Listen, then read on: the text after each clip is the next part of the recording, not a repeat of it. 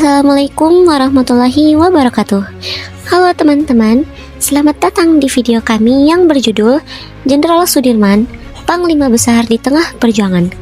Pada kesempatan kali ini, kelompok kami akan menceritakan perjalanan luar biasa seorang Panglima Besar yang menjadi simbol perjuangan, semangat, dan pengorbanan bagi bangsa Indonesia. Video ini disusun oleh kelompok kami. Yang pertama, saya sendiri Thalita Azhara Muslimah, ada Marsha Aura Lelinia, ada Muh Irham Sak, dan Muhammad Abiyunizar. Semoga melalui video ini kita semua dapat mengenal lebih dekat sosok Jenderal Sudirman dan meneladani nilai-nilai perjuangannya dalam kehidupan kita sehari-hari. Selamat menyaksikan. Jenderal Sudirman adalah Panglima Besar Tentara Nasional Indonesia yang dikenal sebagai simbol perjuangan dan pengorbanan bangsa. Ia lahir pada tanggal 24 Januari pada tahun 1916 di Bodas, Karangjati, Rembang, Purbalingga, Jawa Tengah. Sejak muda, Sudirman dikenal disiplin, religius, dan berjiwa pemimpin.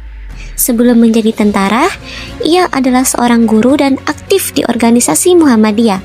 Setelah Indonesia memproklamasikan kemerdekaan pada 17 Agustus 1945, ia bergabung dengan Tentara Keamanan Rakyat yang kemudian menjadi Tentara Nasional Indonesia. Dalam usia yang masih muda, ia diangkat menjadi Panglima Besar TNI pertama Republik Indonesia. Setelah Indonesia merdeka, Belanda berusaha kembali menjajah melalui dua agresi militer.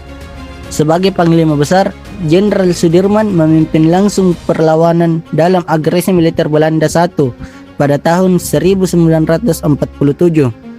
Walaupun kondisi kesehatannya menurun karena penyakit paru-paru, semangat juangnya tidak pernah padam.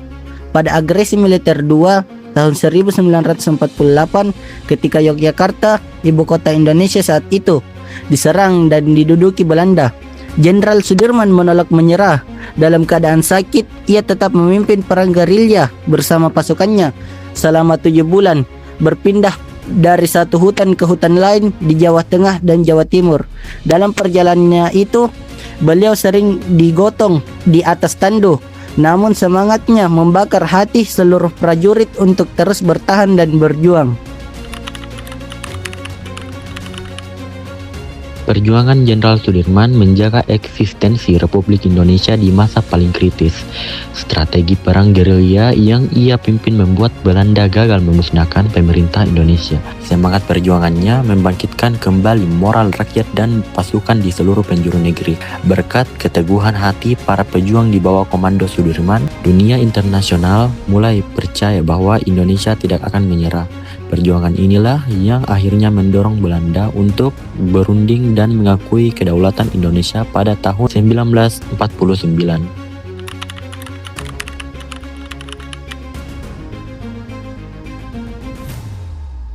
Dari Jenderal Sudirman, kita belajar arti sejati dari perjuangan, keteguhan, dan pengorbanan.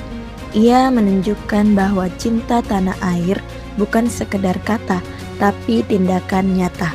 Sikapnya yang disiplin, beriman, dan pantang menyerah menjadi contoh bagi generasi muda untuk terus berjuang, meski dalam keadaan sulit. Semangat Jenderal Sudirman mengajarkan bahwa mempertahankan kemerdekaan tidak hanya dengan senjata, tetapi juga dengan kerja keras, kejujuran, dan tanggung jawab dalam kehidupan sehari-hari.